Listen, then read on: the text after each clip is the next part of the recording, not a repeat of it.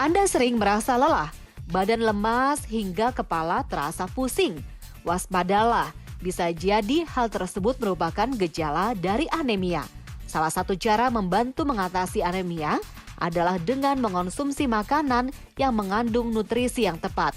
Dalam Hidup Sehat Plus kali ini, dokter spesialis gizi Meta Satyani akan memberikan menu makanan sehat yang baik dikonsumsi oleh orang dengan anemia.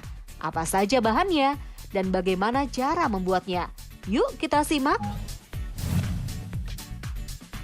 Nah, yang pertama kita harus mengetahui terlebih dahulu apa sih itu anemia?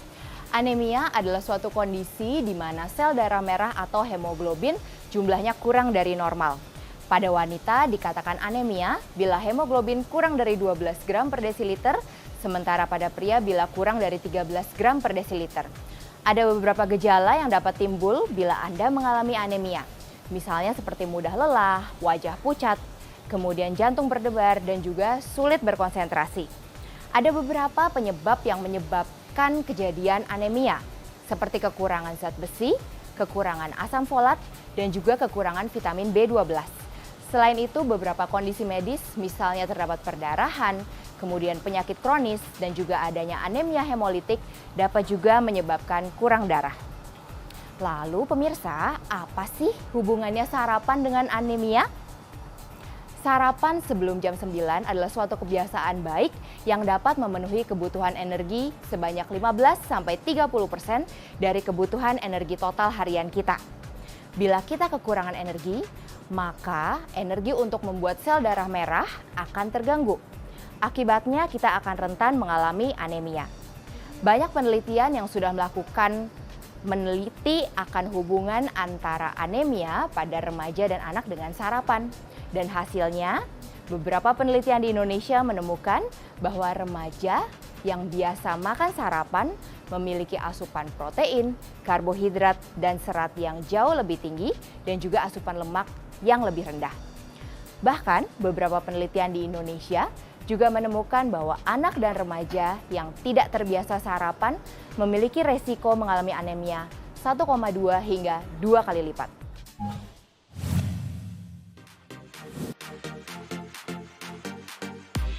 Selain mengonsumsi obat dan suplemen penambah darah, orang dengan anemia juga perlu mengatur asupan makanan yang dikonsumsi. Karena jika tidak, justru dapat memperburuk kondisi kesehatannya.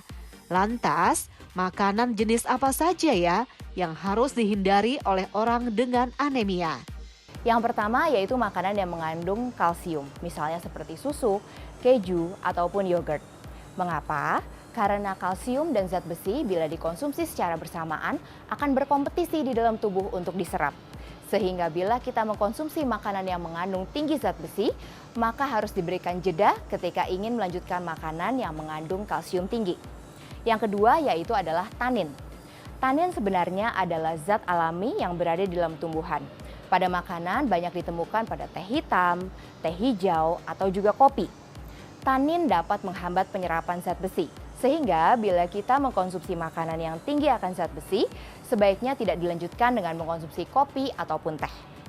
Yang ketiga adalah gluten. Terutama bagi para penderita alergi gluten atau mengalami celiac disease, akan sangat baik bila menghindari dan membatasi asupan gluten. Karena gluten dapat merusak dinding usus dan mengganggu penyerapan zat besi dan folat. Yang keempat yaitu adalah fitat. Fitat banyak ditemukan pada tumbuhan-tumbuhan yang memiliki serat tinggi, misalnya seperti kacang-kacangan, kemudian barley, dan juga beras merah.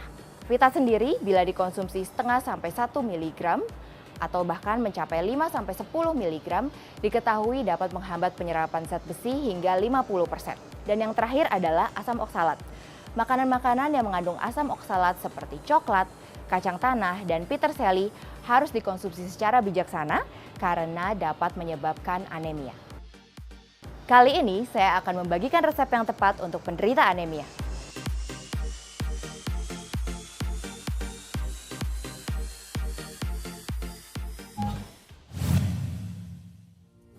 Hari ini saya akan membuat sajian yang tepat untuk para penderita anemia. Untuk bahan-bahannya, kita sudah pilihkan yang sangat tepat untuk dapat meningkatkan kadar hemoglobin darah. kita akan membuat bayam daging saus lada hitam. Yang pertama bahannya adalah daging merah. Daging merah mengandung zat besi dan juga vitamin B12 yang tinggi. Untuk berikutnya ada bayam. Bayam adalah sayuran hijau yang juga sangat tinggi akan kandungan zat besi, juga adanya vitamin A, C, dan E yang membantu untuk penyerapan zat besinya. Selain itu ada tomat. Tomat selain juga mengandung folat dan juga zat besi yaitu sebanyak 3 mg per 1 onsnya. Selain itu, tomat juga mengandung likopen dan juga vitamin C yang tinggi yang sangat baik untuk meningkatkan penyerapan dari zat besi. Pertama-tama kita persiapkan untuk bayamnya terlebih dahulu. Untuk bayam dipersiapkan sebanyak 300 gram, dipetiki dahulu. Bahannya kita siapkan.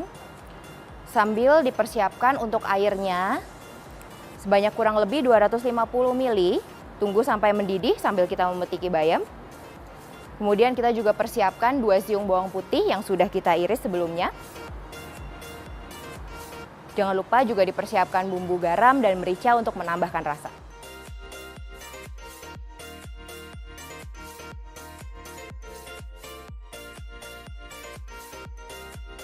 Kemudian ketika airnya sudah mendidih, dapat kita masukkan untuk bayamnya. Untuk memasak bayam tidak usah terlalu lama, pastikan saja sudah agak layu, kemudian dapat segera kita angkat. Berikutnya kita persiapkan untuk tomatnya yang akan dicampurkan ke dalam saus lada hitam.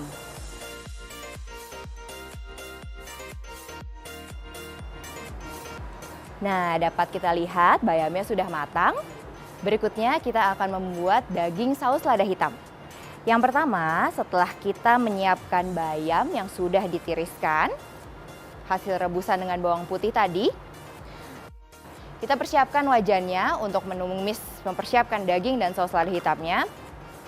Pertama kita ambil minyak terlebih dahulu, cukup sebanyak 1 sendok teh saja untuk menumis. Sambil kita persiapkan bawang putih yang sudah kita iris-iris. Setelah minyak siap, kita masukkan untuk bawang putihnya.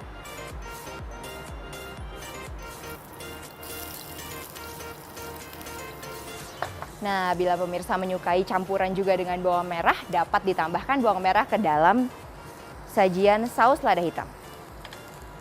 Tumis sampai harum, kemudian siapkan untuk daging merahnya.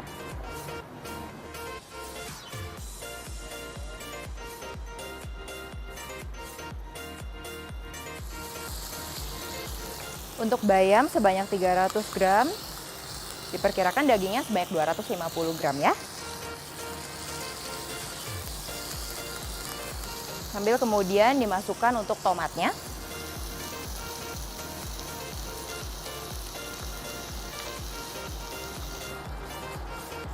Kemudian diberi campuran saus, yaitu saus tiram sebanyak 1 sendok makan.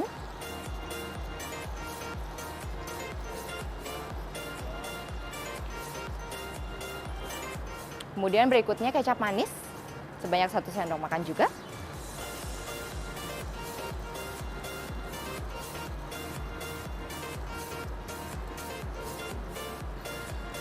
Jangan lupa untuk tambahan sausnya diberikan juga untuk bubuk lada hitam.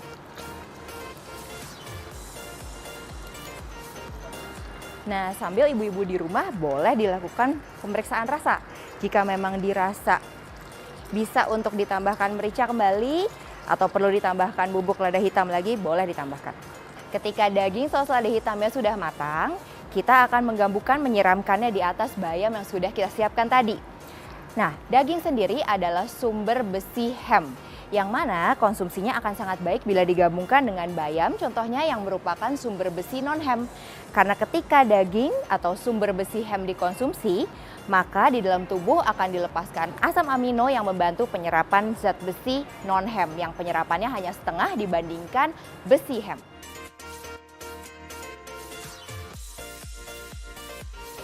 Kita siramkan untuk saus lada hitam dengan daging sapi dan tomat di atas bayam. Inilah bayam daging saus lada hitam. Untuk meningkatkan penyerapan zat besi, akan sangat baik bila pemirsa setelah mengkonsumsi bahan-bahan makanan yang tinggi akan zat besi, kemudian dilanjutkan dengan mengkonsumsi vitamin C. Salah satunya misalnya sari jeruk seperti ini. Saya Dr. Meta Satyani, spesialis gizi klinik untuk Hidup Sehat Plus.